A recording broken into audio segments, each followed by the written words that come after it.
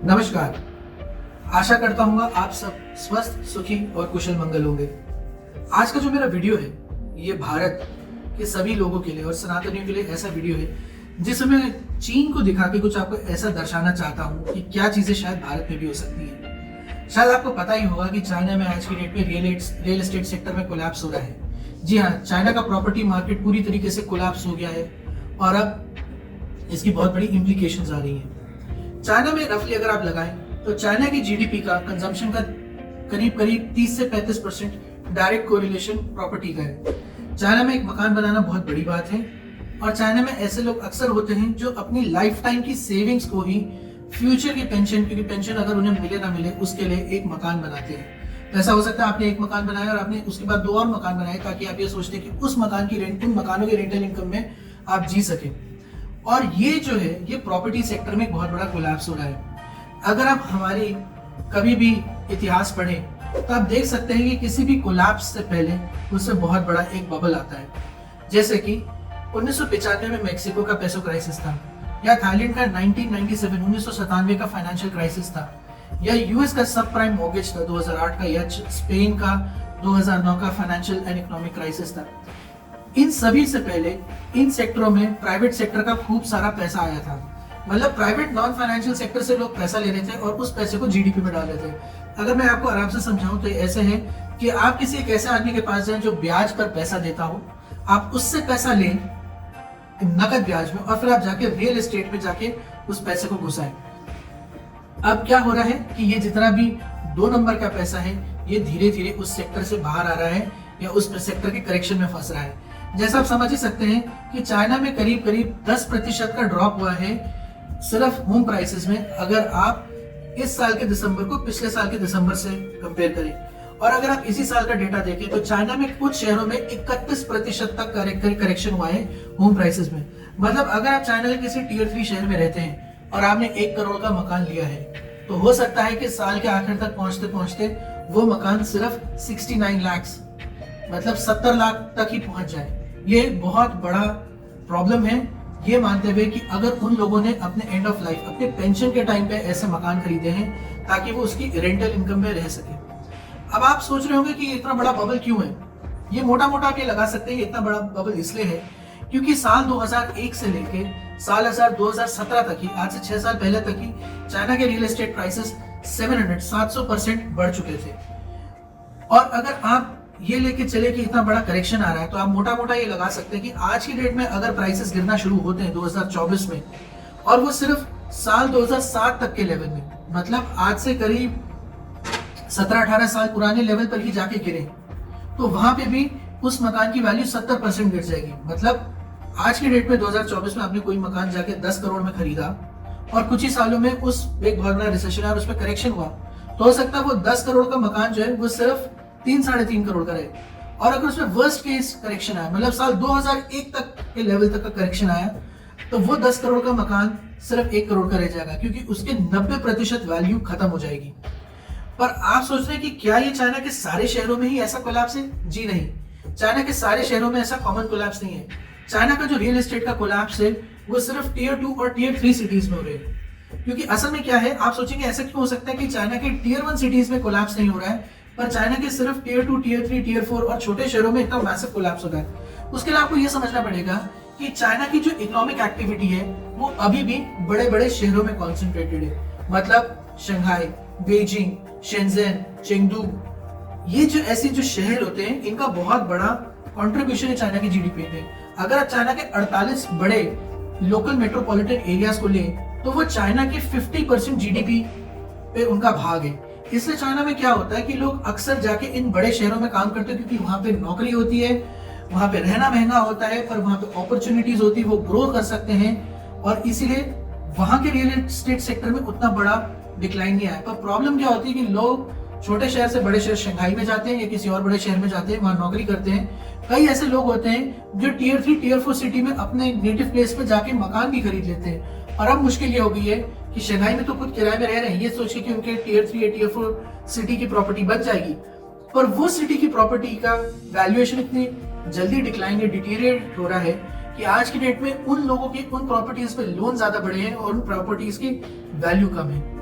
अब आप सोचेंगे कि ये तो आपको समझ आएगा कि चाइना के शहरों में रियल एस्टेट का कोलैप्स हो रहा है। आपको ये भी समझ आ रहा है कि चाइना में एक बहुत बड़ा बबल है जहां पे लोगों ने प्राइवेट सेक्टर से तक पैसा लेके रियल एस्टेट में एक किस्म से जुए की तरह डाला था कि आगे जाके वो उसमें रहेंगे।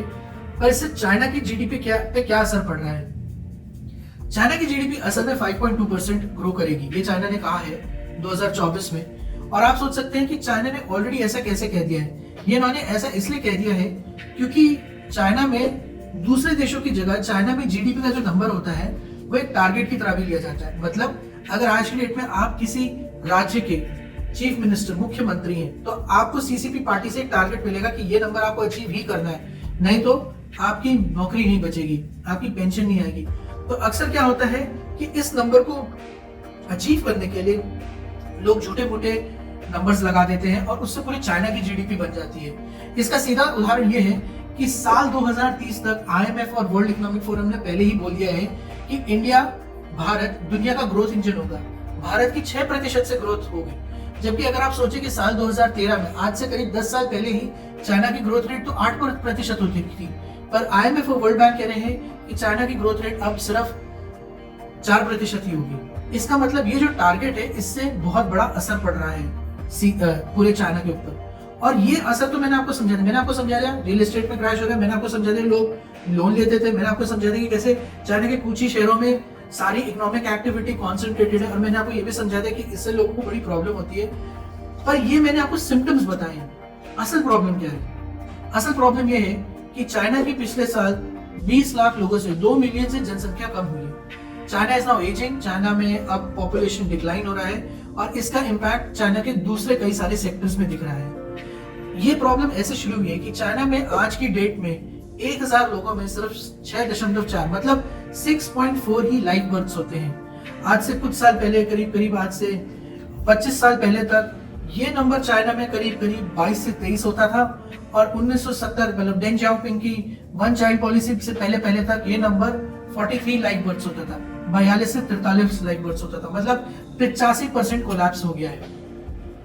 और इसकी वजह से चाइना का जो टोटल फर्टिलिटी रेट है, मतलब एक औरत जो या एक नारी जिसके बच्चे होते हैं, उस स्त्री को कम से कम 2.1 बच्चे करने पड़ते हैं ताकि उस देश की पॉपुलेशन सस्टेन रहे, उसी तरीके से चलती रहे, उधर डीग्रोथ ना हो। पर चाइना में 1.28 टाइम्स फर्टिलिटी रेट ही हो गया है। अब इससे प्रॉब्लम क्या आ रही है? इससे प्रॉब्लम हो रही है कि चाइना में असल में एक बहुत ही छोटी प्रोडक्टिव पॉपुलेशन है और चाइना में एक ज्यादा बड़ी पॉपुलेशन है जो नॉन प्रोडक्टिव है। इससे मुश्किल ये होती है कि जो छोटी प्रोडक्टिव पॉपुलेशन है उसके ऊपर आपको टैक्स का बर्डन बढ़ाना पड़ता है और वो पॉपुलेशन और भी घटती जा रही है। तो मतलब द पूल ऑफ वर्कर्स, जो लोग हैं वो काम कर रहे हैं, वो कम होते जा रहे हैं और उन लोगों को और भी ज्यादा टैक्स देना पड़ रहा है। तो वो लोग कह रहे हैं कि हमारे साथ फेयर नहीं है, हमारे साथ इंसाफ नहीं है। पर प्रॉब्लम ये है कि जितनी भी सोशलिस्ट कंट्रीज होती है जहाँ पे फ्रीबीज और बेनिफिट्स दिए जाते हैं, गवर्नमेंट क्या करती है, इन लोगों से टैक्स लेती है और फिर उसके बदले में उसकी सर्विसेज देती है। अब गवर्नमेंट के पास दो चीजें, या तो वो जो उन्होंने फंडिंग रिक्वायर करी है टैक्सेस से उसको हटा दें और टैक्स कम कर दें, या फिर अगर गवर्नमेंट ने अपनी क्वालिटी, पब्लिक सर्विसेज की जो क्वालिटी है उसको बहुत कम करते हैं, रिड्यूस कर दें ताकि फंडिंग की डिमांड कम हो जाए। ये एक ऐसी मुश्किल प्रॉब्लम है जिससे सीसीपी बड़े आराम से नहीं निकल सकती है। क्योंकि अगर आप ध्यान से सोचें तो चाइना का जो जीडीपी पर कैपिटा है, अगर मैं $1000 में लूं, वो अभी भी अर्जेंटीना और पोलैंड जैसे देशों से कम है। आप सुन के हैरान हो जाएंगे, पर अर्जेंटीना फिलहाल के लिए एक इकोनॉमिक क्राइसिस में है और चाइना का जीडीपी पर कैपिटा अगर आप थाउजेंड्स ऑफ $US में देखें तो पिछले कम से कम 6 से 7 साल से फ्लैट है। मतलब पॉपुलेशन कम हो रही है, उनको शायद उनके ऊपर कॉस्ट ऑफ लिविंग प्रेशर ज्यादा है, वो कुछ ही शहरों में रह सकते हैं। उन शहरों में रियल एस्टेट बहुत एक्सपेंसिव हो गया था जिससे वो प्राइवेट जगह से पैसा लेके उसे लगाते थे और अब मुश्किल ये हो रही है कि उस पॉपुलेशन के ऊपर और भी ज्यादा टैक्स बढ़ाना पड़ेगा जो ऑलरेडी धीरे धीरे कम होती जा रही है। तो आप समझ ही गए होंगे कि कैसे चाइना में ये बहुत बड़ा चक्रव्यूह बना है। ये असल में चक्रव्यूह सबसे बड़ी प्रॉब्लम तब शुरू हुई थी जब 1978 में डेंग झाओपिंग ने वन चाइल्ड पॉलिसी बनाई थी, जिस पर से सारे चाइनीज लोगों को कहा था कि आपका एक ही बच्चा हो सकता है। इससे क्या होता था कि जो माँ जो होती थी या जो मदर होती थी वो फैमिली यूनिट से उठ के एक कैपिटल यूनिट की तरह काउंट होने लगी। माँ ने जैसे एक बच्चा करा, उसके बाद उसने लेबर फोर्स को ज्वाइन करा, जिससे चाइना की शॉर्ट टर्म प्रोडक्टिविटी बहुत बढ़ गई। और इससे प्रॉब्लम ये हुई कि अब चाइना में सब लोगों ने कहा कि मेरा एक ही बच्चा हो सकता है तो मैं एक लड़का ही पैदा करूंगा। तो इससे एक बहुत बड़ा डेमोग्राफिक स्क्यू बन गया। इस पॉलिसी को हटाने के लिए साल 2016 में आप सभी जानते हैं कि चाइना ने अपनी वन चाइल्ड पॉलिसी भी हटा दी, उन्होंने टू चाइल्ड पॉलिसी लाए। और जब इससे भी प्रॉब्लम सॉल्व हुई तो चाइना ने 2019 में 3 चाइल्ड पॉलिसी बनाई है। पर सिर्फ पॉलिसी बनाने से कुछ नहीं होता है। आज की डेट में आप सभी जानते हैं कि स्वीडन में 18 महीने की पेड लीव मिलती है दोनों पेरेंट्स को। हंगरी में 3 साल का एक पेरेंटल वेज लीव रिप्लेसमेंट मिलता है 3 साल के लिए। और पोलैंड में अगर आपका 18 साल का बच्चा है तो आपको 500 यूरो तक मिलेंगे जब तक वो बच्चा छोटा बच्चा 18 साल का नहीं होता है। पर ये सब पॉलिसीज आने के बाद भी लोग बच्चे नहीं पैदा कर रहे। आज के डेट में यूरोप की करीब 30 से 35% पॉपुलेशन कोलैप्स कर जाएगी 2100 तक आते आते। मतलब आज की डेट में 80 साल बाद तक यूरोप 30 से 35% श्रिंक कर जाएगा। ये करंट कंजर्वेटिव एस्टिमेट्स है। तो आप तो समझ गए कि पॉलिसियां तो चल ही रही हैं, पर इसका मूल कारण क्या है?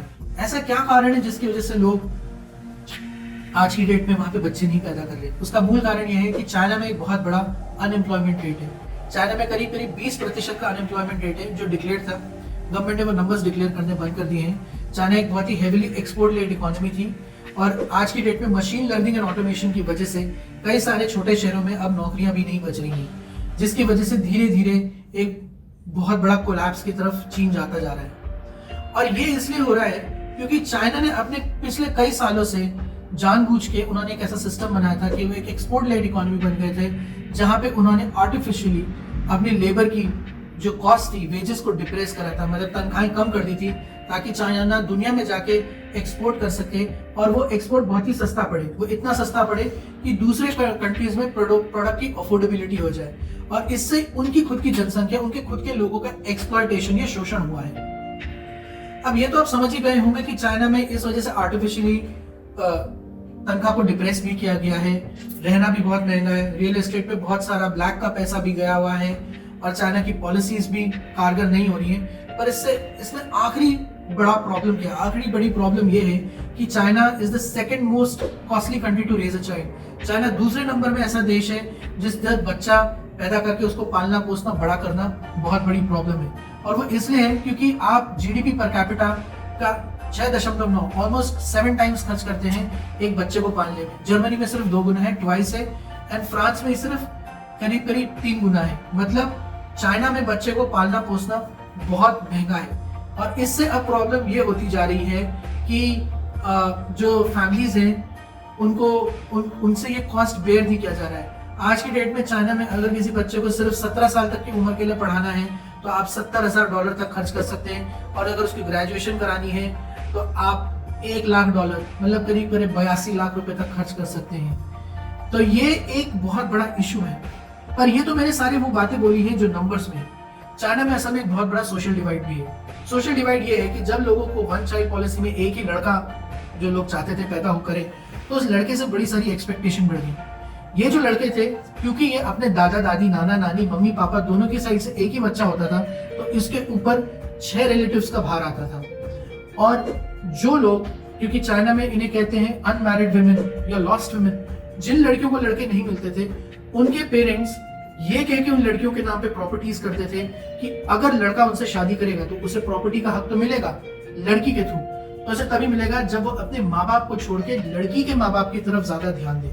तो चाइना में ये बड़ा ही एक यूनिक सोशल क्राइटेरिया शुरू हो गया, मतलब प्रॉब्लम क्रिएट हो गई, जहाँ पे कई लोगों ने कहा कि हम शादी ही नहीं करेंगे, वी विल लाई फ्लैट। मेरे को ऐसा लगता है कि ऐसी कई सारी मुश्किलें अब इंडिया में भी हो सकती हैं।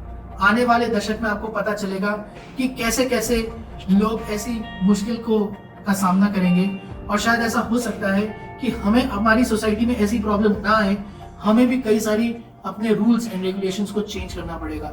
आशा करता हूं आपको मेरा एक छोटा सा एनालिसिस पसंद आया होगा।